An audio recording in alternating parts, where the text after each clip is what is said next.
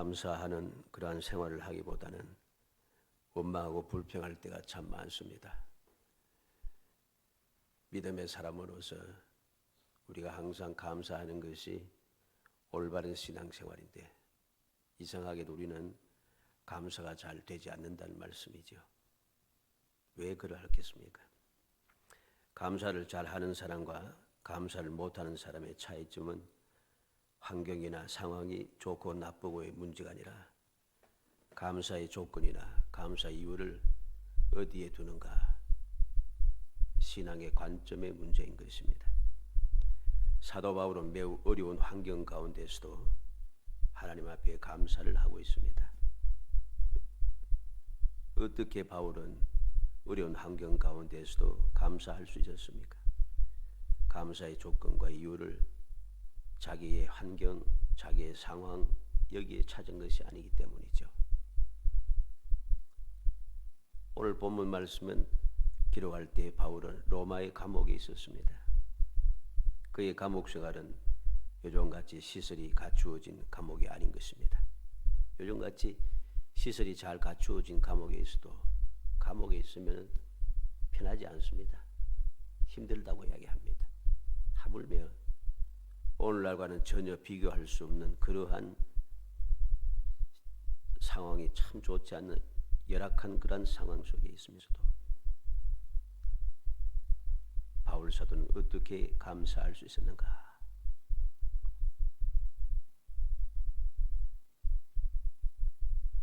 너무나도 힘들고 어려운 상황이죠. 로마의 감옥이라고 하면은 로마만 그렇겠습니까만 우리나라 옛날의 감옥하고는 좀 다릅니다. 옛날에는 우리나라 감옥도 그냥 하나 막아놓고는 막아놓고는 그냥 안에 있습니다만 지하 감옥은 없잖아요, 우리나라는. 그런데 이 로마의 감옥은 지하 감옥이라는 거죠. 상상도 할 수 없는 그러한 힘들고 열악한 상황이라는 것입니다. 바울 사도가 갇혔던 감옥을 보면은 지하로 한참 내려갑니다. 햇빛이 전혀 보이지 않아요. 그런데 3절에 보면 우리가 너희를 위하여 기도할 때마다 하나님 곧 우리 주 예수 그리스도의 아버지께 감사하노라. 너무나도 좋지 못한 환경에 있으면서도 그는 기도할 때마다 하나님께 감사하다고 그렇게 고백하는 것입니다. 지하 감옥에 있으면서 어떻게 감사할 수 있었는가?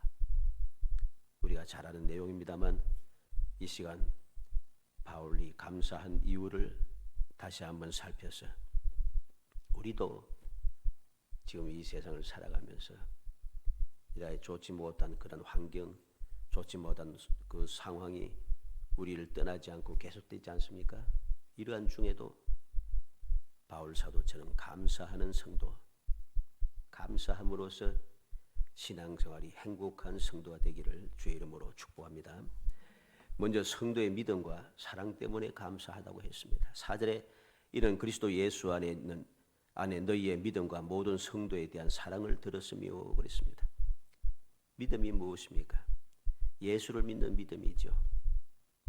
예수님께서 나를 위해서 이 땅에 오시고 고난을 당하시고 십자가에 달려 돌아가서 보배 피를 흘리셔서 우리의 죄를 속하여 주시고 우리의 죄가 속함을 받아 우리는 구원을 받아 하나님의 자녀가 되었다라고 하는 이 믿음입니다. 이 믿음을 그는 들었다고 이야기하는 것이죠. 이 믿음을 들었다는 소리가 무슨 말이겠습니까? 골로새 교회 교인들은 이 복음이 즉 예수 그리스도의 그 복음을 믿고 그 사랑, 예수님의 사랑, 예수님의 은혜를 지금도 잊지 않고 있다는 소리입니다. 믿음을 지켰다는 것은 하나님의 사랑과 예수 그리스도의 은혜, 구원의 은혜를 잊어버리지 않고 지금도 계속해서 지키고 있다는 것이죠. 배은망덕하지 않다는 소리입니다. 오늘날 많은 사람들이 믿음의 생활을 제대로 하지 못하고 끊임없이 욕을 먹으며 살아가는 이유가 무엇입니까? 하나님의 사랑과 예수 그리스도의 구속의 은총을 잊어버렸다는 것이죠. 주님께서 나를 사랑하셔서 택하여 주시고 독생자를 보내주시고 주님께서 나를 위해서 십자가에 돌아가시고 나를 대속하시고 나를 구원하셨다는 이 사랑과 은혜, 이 믿음을 잊어버리니까 믿음의 생활을 하지 않는 것이에요. 세속화되었다, 뭐 여러 가지 유혹을 받았다, 말들도 많고 이유도 많고 변명도 많습니다만 딱 한 가지입니다. 안 믿는다는 소리죠. 은혜를 잊어버려 변망덕했다는 것입니다. 그런데 골로새 교회 성도들은 그렇지 않습니다. 믿음이 지금도 계속해서 믿음을 지키고 있다는 거죠. 뿐만 아니라 모든 성도에 대한 사랑을 들었으며 그랬습니다.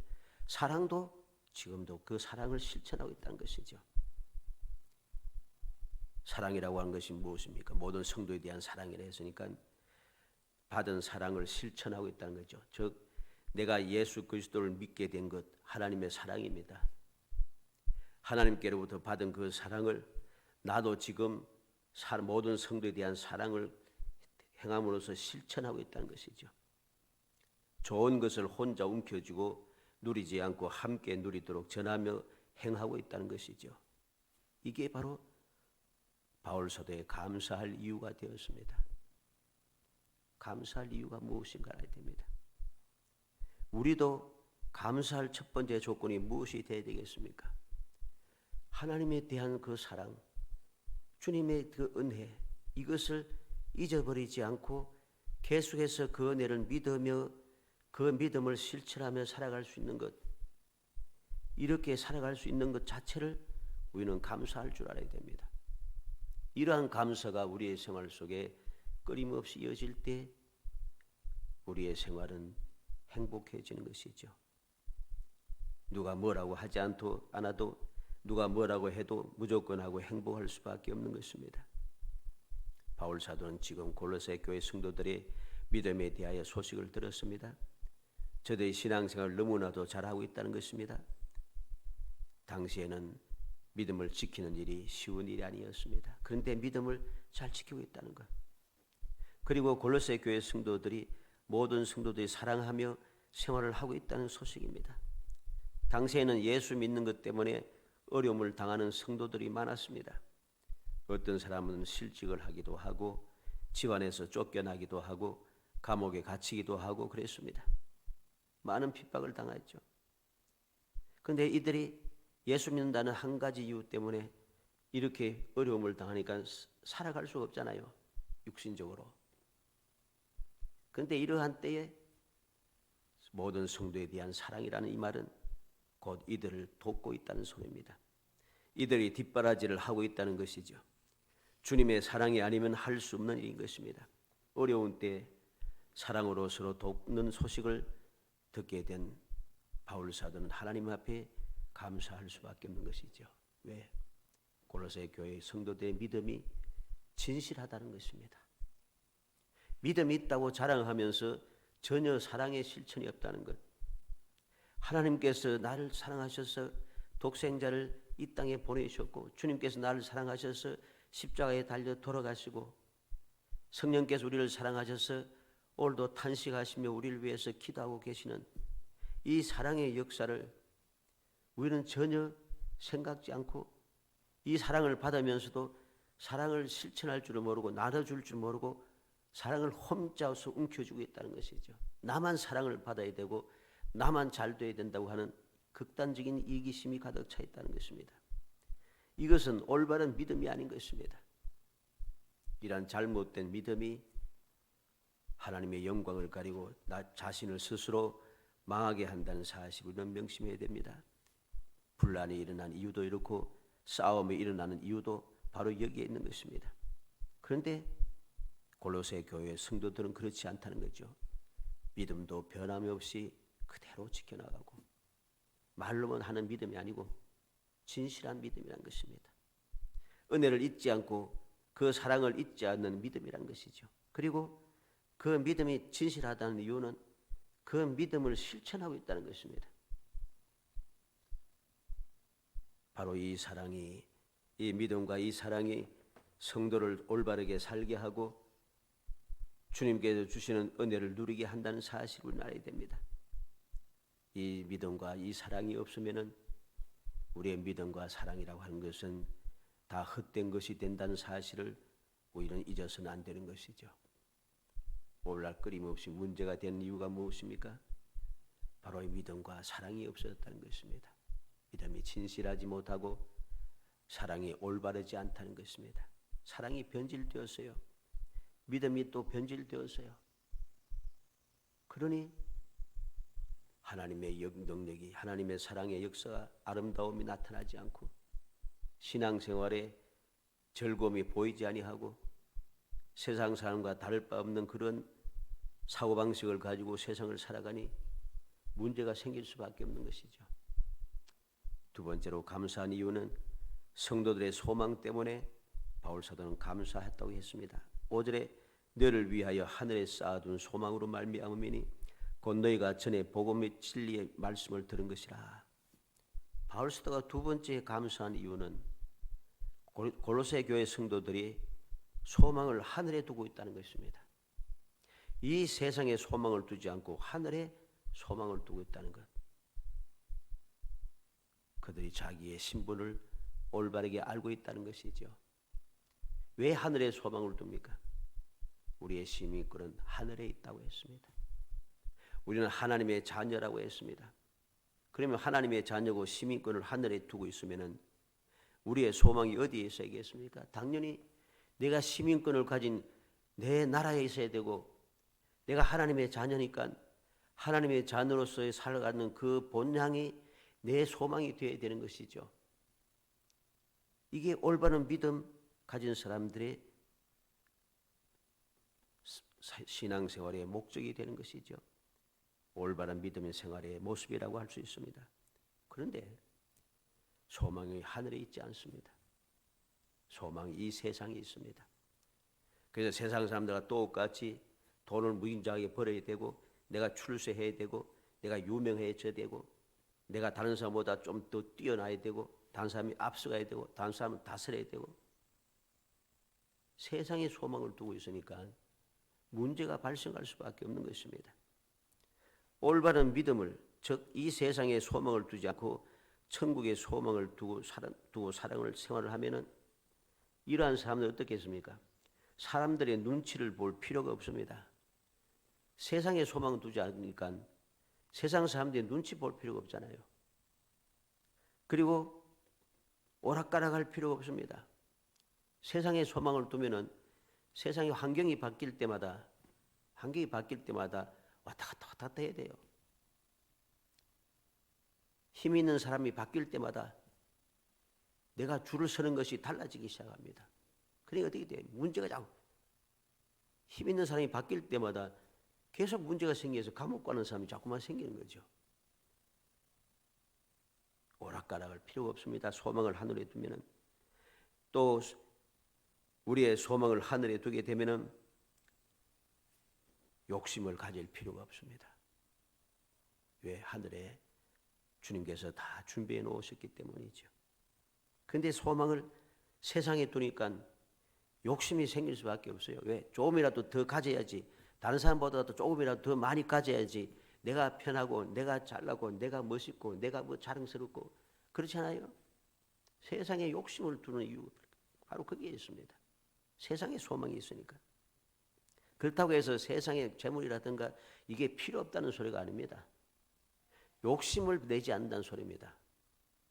욕심을 가지는 것과 필요해서 내가 그것을 누리는 것하고는 전혀 다른 것입니다. 욕심이 가득 차게 되면 무슨 일이 납니까? 말씀인 대로 욕심이 잉태한 적 죄를 낳고 죄가 장성한 적 사망을 낳느니라. 욕심이 가득 차기 시작하니까 내가 다른 사람보다 더 많이 움켜쥐고 더 빨리 움켜쥐고 더 빨리 올라가게 되고, 욕심이 시작되니까 어떻게 됩니까? 수단 방법을 가리지 않는 거죠. 불의와 불법을 행하게 되는 것이죠. 많은 사람들의 피눈물을 흘리게 하는 것이죠. 그렇게 짓밟고 올라가기 시작하면은 다른 사람을 짓밟지 않고 서로 화합하면서 잘 해가지고서는 위로 올라가고 돈을 많이 벌고, 이거 안 됩니다. 세상은 그렇게 되지 않아요. 그러니까 결국은 욕심이 가득 차게 되니까 무슨 문제가 생깁니까? 다투게 되는 거죠. 싸움이 일어납니다. 그러나 하늘의 소망을 두는 사람은 다툴 필요가 없어요. 욕심을 낼 필요 없고 다툴 필요도 없습니다. 그러니 평안하죠.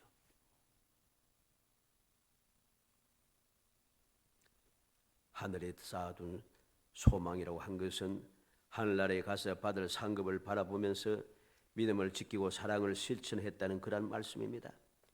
우리는 땅에 살고 있지만은 이 땅에 속하지 아니한 하늘나라 백성인 것이죠. 그러므로 우리의 소망은 하늘에 있다는 것입니다.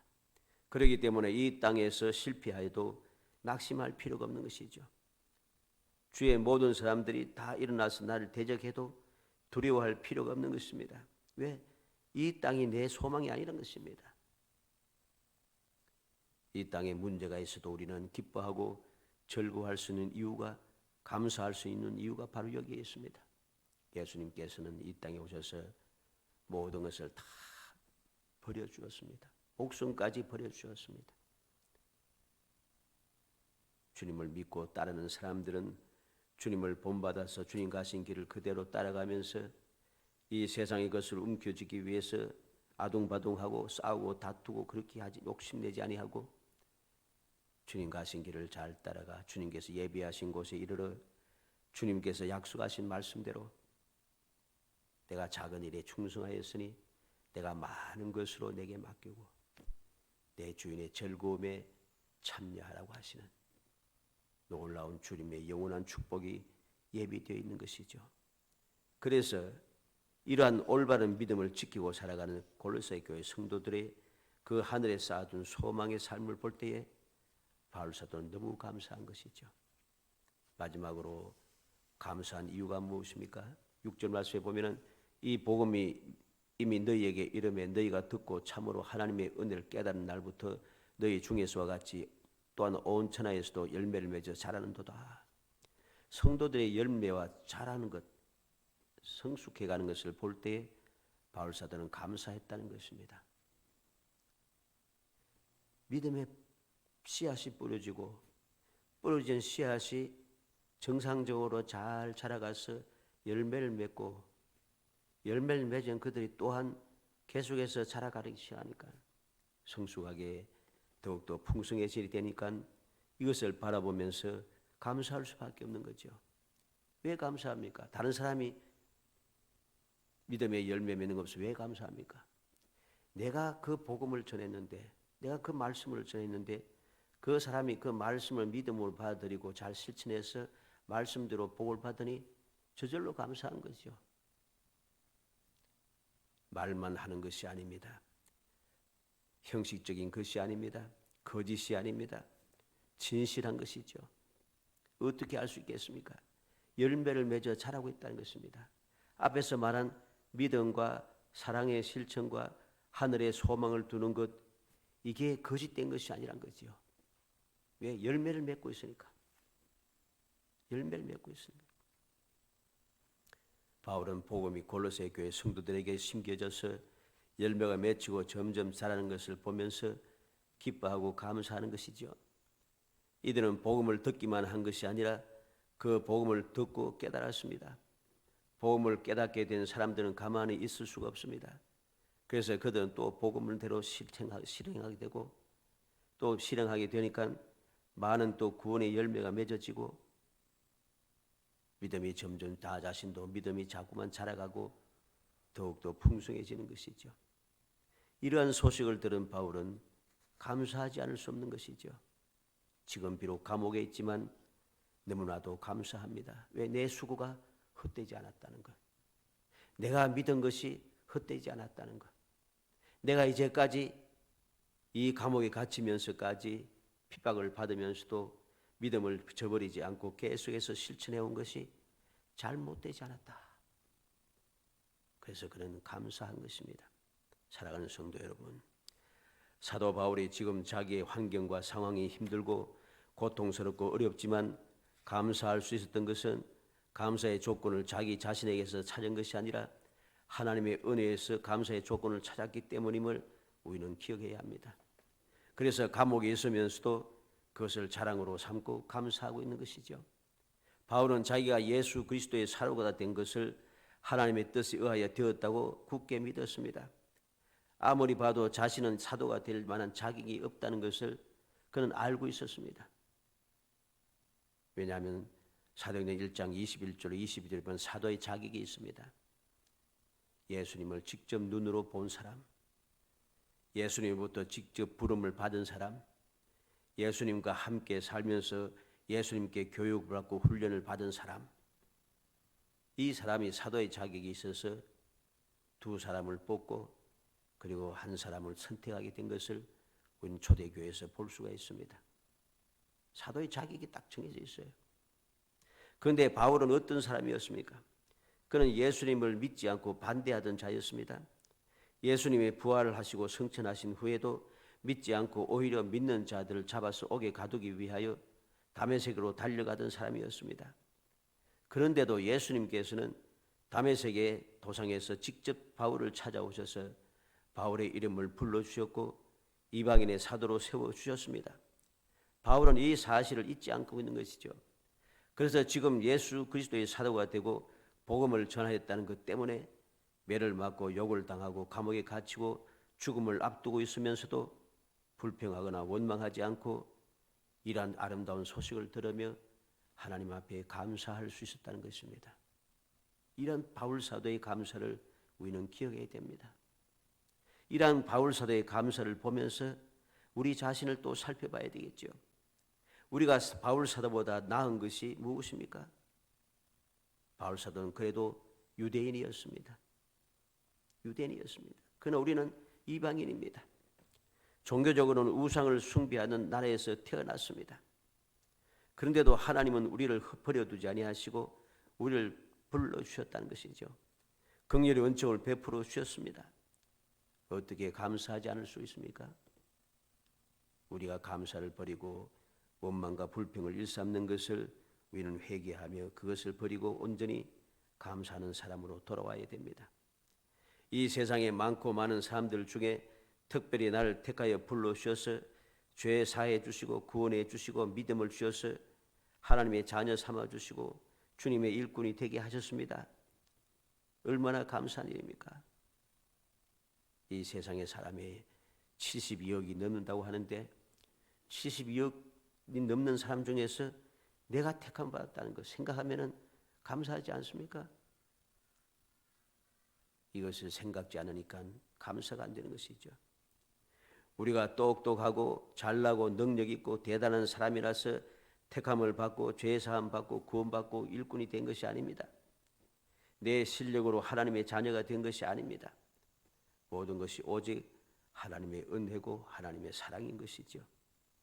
그런데 우리는 감사하며 살아가고 있습니까? 감사보다도 원망과 불평을 일삼으며 그렇게 살고 있을 때가 많지 않은지요. 예수 믿게 된 것이 얼마나 큰 축복이고 얼마나 큰 은혜인데 이 세상에서 얻을 작은 이익과 유익 때문에 오히려 억울해하면서 불평하고 원망하며 살아가고 있지 않습니까?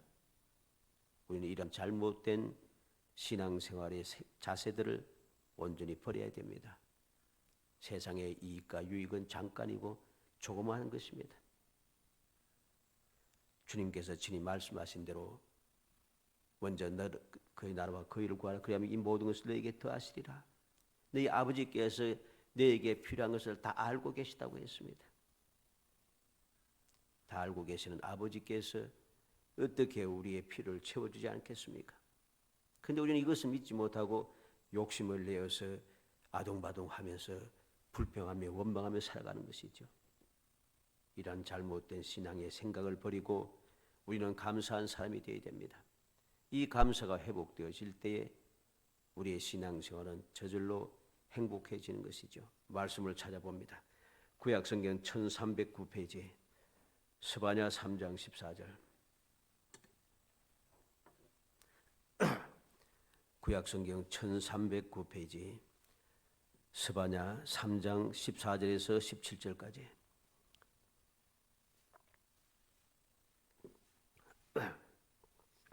다 같이 읽어봅니다. 시온에 따라 노래할지어다. 이스라엘아 기쁘게 부를지어다. 예루살렘 따라 전심으로 기뻐하며 즐거워할지어다. 여호와가 내 형벌을 제거하였고 내 원수를 쫓아냈으며 이스라엘 왕 여호와가 내 가운데 계시니 내가 다시는 화를 당할까 두려워하지 아니할 것이라. 그날에 사람이 예루살렘에 이르기를 두려워하지 말라. 시온아 내 손을 늘어뜨리지 말라. 너희 하나님 여호와가 너희 가운데 계시니 그는 구원을 베푸실 전능자이시라. 그가 너로 말미암아 기쁨을 이기지 못하시며 너를 잠잠히 사랑하시며 너로 말미암아 즐거이 부르며 기뻐하시리라 하리라. 아멘. 지금 스바냐 선지자가 이 노래를 부르고 이 말씀을 전할 때에 이스라엘 백성들이 좋은 때가 아닙니다. 좋은 때가 아니에요. 힘들고 지칠 때입니다. 그래서 15절 있는 대로 여호와가 내 형벌을 제거하였고 내 원수를 쫓아내었으며 그랬습니다.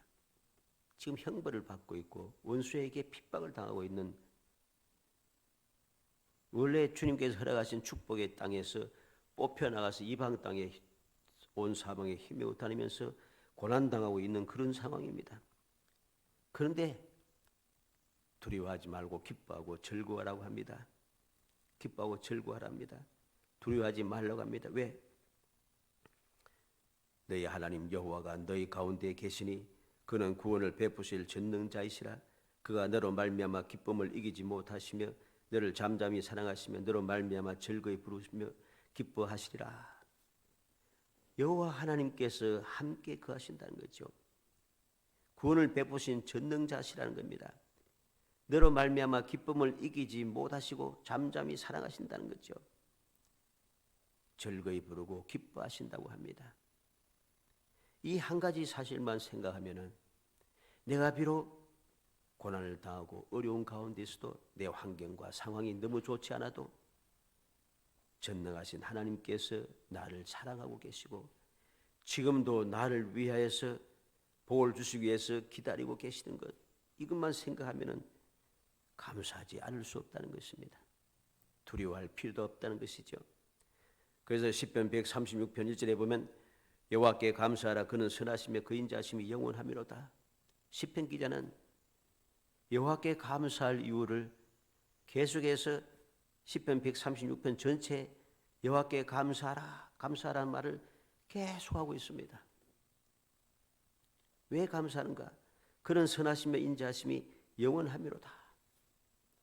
하나님의 인자하심과 선하심은 영원하여서 내가 어떤 상황에 놓이든지 어떤 환경에 처하든지 전능하신 하나님께서 그 선하심과 인자하심을 영원토록 내게 자꾸만 베풀어 주시기 때문입니다.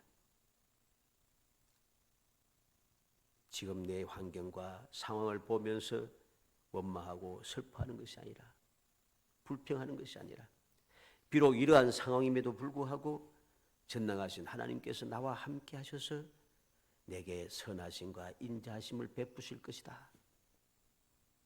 그 사랑의 역사를 기억하며 감사하는 사람이 되어야 한다는 것입니다. 이 놀라운 사실 깨달은 바울 사도는 뭐라고 했습니까? 모든 것이 합력하여 선을 이룬다고 고백했습니다. 그 뜻대로 부르심을 입은 자들, 하나님을 사랑하는 자, 그 뜻대로 부르심을 입은 자들에게는 모든 것이 합력하여 선을 이룬다고. 그래서 그는 어떤 상황에도 두렵지 않고 원망스럽지 않고 감사하던 것이죠.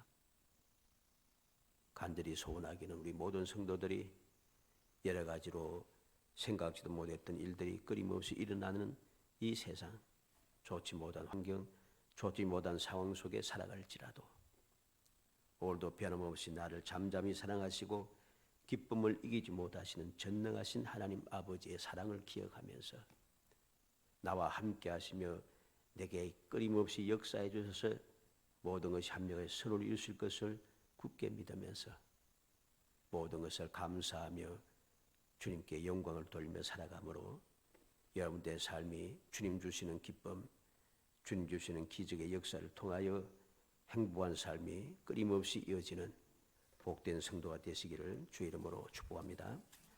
은혜 감사합니다. 사랑하여 주셔서 저희들 택하여 주시고 택한 저희들로 하여금 주님의 사랑을 마음에 새기고 주 사랑을 굳게 믿으며 주님의 사랑을 실천하며 살아갈 수 있도록 저희들에게 믿음을 주시고 저희들 일깨워 주시며 끊임없이 도와주심을 감사합니다. 전능하신 아버지여, 저희의 생각과 마음을 사로잡아 주셔서 주님의 그 변함없는 사랑, 변함없는 주님의 은혜를 기억하여 하시사 모든 잡력의 선을 이루시는 주님의 영원 불변한 약속을 굳게 믿고 무엇이든지 감사하며 어디에서든지 감사하며 언제든지 감사하며 하나님께 영광을 돌리고 저의 삶이 더욱더 아름답게 이어나가며 행복한 삶을 살 수 있도록 은총을 베풀어 주옵소서. 예수님의 이름으로 기도합나이다. 아멘.